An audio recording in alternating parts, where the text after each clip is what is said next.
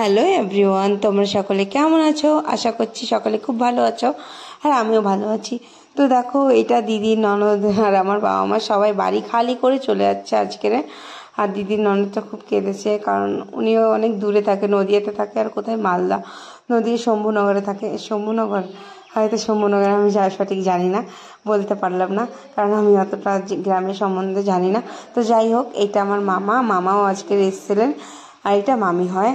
তো মামিরা আর মামারা মালদাতেই থাকে। তো জানতাম না যে, মামারা জানতো না যে হ্যাঁ আমার দিদির বাড়ি এটা মালদাতে এখানে।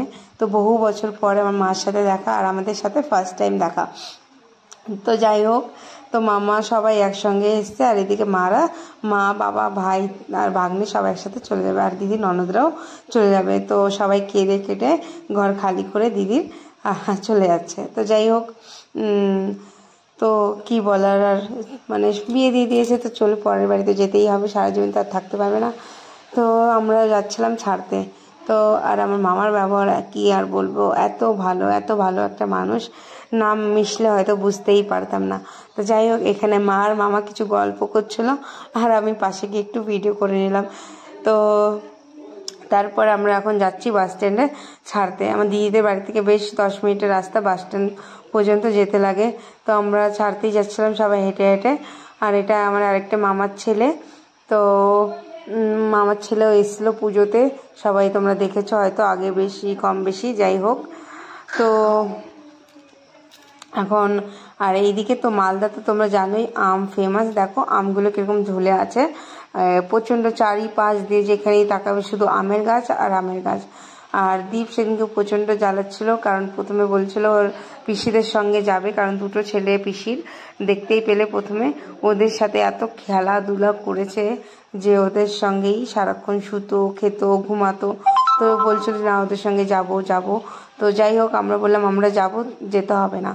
তারপর যেই ওরা বাসে উঠে গেছে সেই কান্না, আবার আমার বাবা মা উঠে গেছে, তখন তো মারপিট লাগিয়ে দিয়েছে সবার সঙ্গে। এইবার কোথায় যাই, আমি বললাম যে আমরা একদিন পরেই যাব, কিন্তু ও বিশ্বাস করছেই না। তো যাই হোক, আমরা একদিন পরে আমরা যাব, কারণ দিদি মানে আমাদের দিদিদের মধ্যে বা আমাদের মধ্যে এইটা নিয়ম যে ভাইয়ের বউ বা বৌদি আর মানে কি বলে ননদ বৌদি একসাথে বাড়ির থেকে বেরোয় না। আমি জানি না সঠিক ওটাকে কি বলে বাড়ি থেকে একসাথে বেরোতে নেই, এই নিয়মটা আমাদের মধ্যে আছে। তো আমি জানতাম না, যেরকম আমার দিদি বৌদি হয় আর দিদির ননদ একসঙ্গে বাড়ি থেকে বেরোবে না, তাহলে আমরা সবাই একসঙ্গেই যেতাম। তো যাই হোক, এখানে সবাই একসঙ্গে আমরা ছাড়তে যাচ্ছি, আর সত্যি মনটা খুব খারাপ হয়ে যাচ্ছে। বেশ এক সপ্তাহ মতন আমরা খুব হই হই করে কাটালাম একসঙ্গে, কালী পুজো, গঙ্গা স্নান, আম মাখা খাওয়া।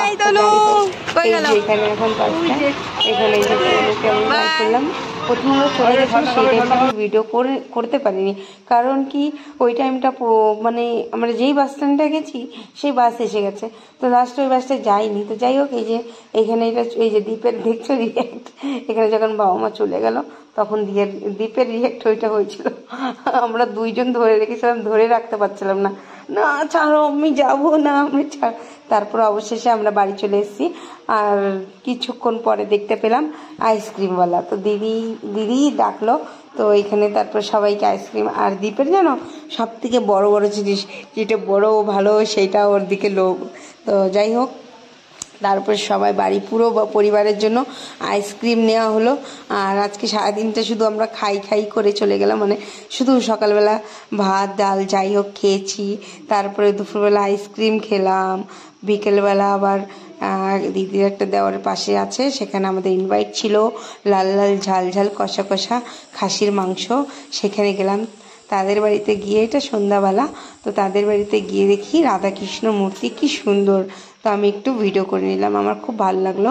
তারপরে এই যে আমাদের খেতে দিয়ে দিয়েছে, এই সাইডে আমি আয়ুষকে খাইয়ে দিয়েছিলাম প্রথমে, তারপরে এই যে আয়ুষকে বসিয়ে দিয়েছি, আমি খাওয়াবো। তারপর আয়ুষকে খাওয়ানোর পরে ওই থালে আমিই বসে পড়েছি, আর আয়ুষকে চেয়ারে বসিয়ে খাইয়েছি, কারণ জানোই তোমরা ও একা হাতে খেতে পারে না, তো সেই কারণে ওকে খাইয়ে দিতে হয়। তো যাই হোক, তারপরে দিদিরাও এসছে, তা দিদিদের খেতে দিয়ে দিলাম।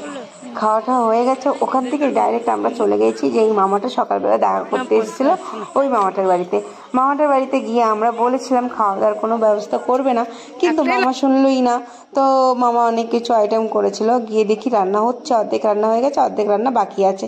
তো যাই হোক, তারপরে শুনতে পেলাম যে আমার একটা দিদা আছে, তো মামা বললো ওই মামাটা চল আরেকটা মামার বাড়িতে থাকে, দেখা করে আসি। তো আমরা সেখানে চলে গেলাম। এটা হয় আমার মার মামি, মানে আমার মার মামি মানে আমার দিদা। তো যাই হোক, আমার পুরো দিদার মতনই দেখতে। তার সঙ্গে দেখা করে গল্প টল্প করে মার সম্বন্ধে জিজ্ঞেস করলাম, তারপরে এসে গেলাম মামাদের বাড়িতে। সত্যি মামাদের যে ব্যবহারটা এরকম হবে আমরা বুঝতে পারিনি, এত ভালোবাসা দিয়েছে। আর দেখো, আমরা যাবো বলে সকলকে ডেকেছে, হয়তো আমি সঠিক জানি না, কিন্তু এসছে। হ্যাঁ, আমরা যাবো বলে সেই উপলক্ষেই তো এসছে বলো। তো এখানে দাদা বৌদি, তারপরে দিদি, দুই দিদি, মামার দুই মেয়ে, তারপরে তাদের জামাই, এই যে একটা দাদা বৌদি হয়। প্রথমবার আমরা দেখলাম, প্রথমবার যে এতটা ভালোবাসা দেবে আমি সত্যি বুঝতে পারি না। তারপরে যাই হোক, তারপরে আমরা না ওখানে খাওয়া দাওয়া করলাম। কি খাওয়া দাওয়া করবো বলো, মাংস খেয়ে গেছি, মাটন খেয়ে গেছি, তারপরে আবার মাংস। তো নামমাত্র মামা এত যত্ন করে আদর করে রান্না বান্না করেছে, না খেলে তো হয় না। তারপরে এইটা দেখতে পেলাম কুয়া। তো ভিডিওটা কেমন লাগলো, ভালো লাগলে লাইক শেয়ার কমেন্ট জরুর করে দেবে, আর ভালো লাগলে পাশে থাকবে, ফলো করে দিও। তো কুয়াটা অনেক বছর পরে দেখলাম। তো ভিডিওটা কেমন লাগলো তোমাদের, ঠিক আছে বলে দেবে। বাই বাই, দেখাবে না তো।